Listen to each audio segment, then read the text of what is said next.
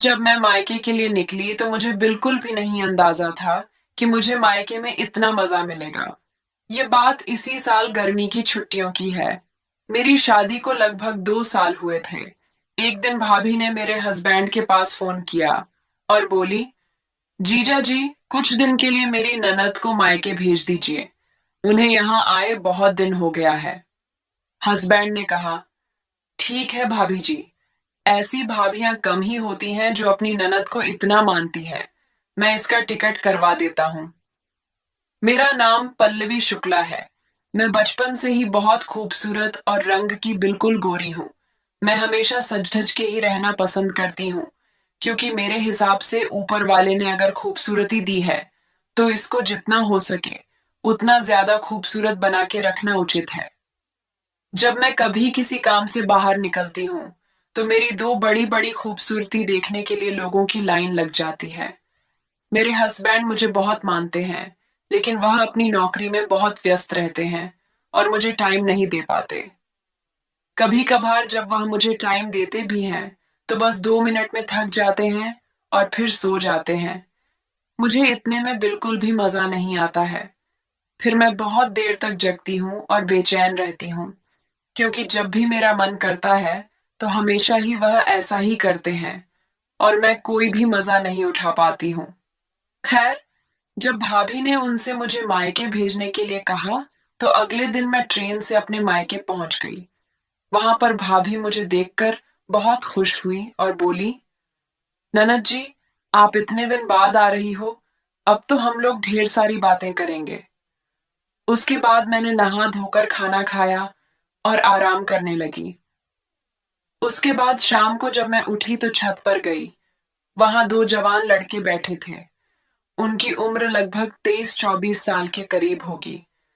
दिखने में वो दोनों बेहद स्मार्ट लग रहे थे। मुझे समझ नहीं आया ये लोग कौन हैं। मैंने नीचे आकर भाभी से पूछा तो उन्होंने बताया कि वह दोनों हमारे घर में किराए का कमरा लेकर रहते हैं। वे किसी कंपनी में नौकरी करते हैं और वो बहुत अच्छे लड़के हैं। उसके बाद मैं फिर छत पर टहलने चली गई। ऊपर जाने की सीढ़ी भी घर के अंदर से ही थी, यानी कि वो लोग भी अंदर से ही होकर ऊपर छत पर जाते थे और इधर से ही उतरकर बाहर भी जाते थे। मैं जब टहल रही थी तो वह दोनों मुझे देखकर खूब मुस्कुरा रहे थे। मैं भी एक बार उन्हें देखकर हल्का सा मुस्कुरा दी। उसके बाद मैं उनके पास गई और बात शुरू करने के लिए मैं बोली, आप लोग कहाँ जॉब करते हैं? तो उन्होंने अपनी कंपनी का पता बताया। उसके बाद मैं उनसे बोली कि यह मेरी भाभी का घर है। उन्होंने कहा, अच्छा, मतलब आप मेरी मकान मालकिन जी की ननद हो? मैं मुस्कुराकर बोली, हाँ, मैं उनकी ननद हूँ। तब तक उनमें से एक लड़का बोला, आप भी अपनी भाभी की तरह हो। मैं उसकी ये बात समझ नहीं पाई।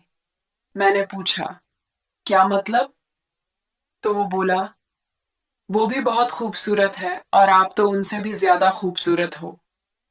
मैं मुस्कुराकर बोली, क्या बात है, तुम लोग यहाँ मेरी भाभी की खूबसूरती देखने के लिए रुके हो? वो दोनों शर्मा गए और बोले, नहीं नहीं, ऐसी बात नहीं है। वो तो बस भाभी जी खूबसूरत हैं ही, इसीलिए हम लोग बोल रहे हैं। मैं बोली, कोई बात नहीं। अगले दिन मैं उठी तो भाभी मुझसे बोली, मैं तुम्हारे भैया के साथ मार्केट जा रही हूँ। तुम्हारा नाश्ता तैयार कर दिया है। नाश्ता कर लेना। मैं दोपहर तक आऊंगी। फिर भाभी चली गई। मैंने ब्रश किया और उसके बाद नाश्ता किया और थोड़ी देर हस्बैंड से फोन पर बात की। फिर मैंने सोचा, लाओ थोड़ा स्नान कर लेती हूँ। मैंने तौलिया खोजा, लेकिन घर में कहीं तौलिया नहीं मिला। भाभी को आने में अभी थोड़ा समय था। मैंने सोचा ऊपर के वह दोनों लड़के भी ऑफिस चले गए होंगे।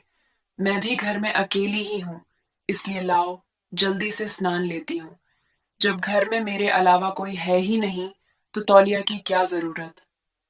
उसके बाद मैंने स्नान किया और तौलिया तो थी नहीं, तो मैं सोची कि वैसे ही रूम में जाकर सूट पहन लूंगी, क्योंकि कोई घर में तो है नहीं, कौन ही देखेगा। और यही सोचकर मैं जैसे ही आंगन में पहुंची, मैं एकदम